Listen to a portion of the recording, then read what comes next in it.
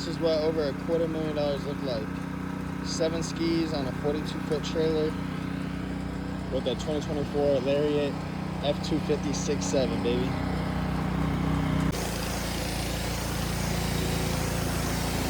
If you want to learn how to start your own ski company or any type of rental company, give me a follow. Yes, sir. That's how you get it done right here. Get all the salt off. And then you flush them, spray the engine down with water, all the batteries and wires and everything, and then lube it all up with that good old spray. Yes, sir. You gotta take care of your investment. Gotta keep them clean, gotta flush them, gotta lube the engine, change the oil, do the spark plugs, charge the batteries,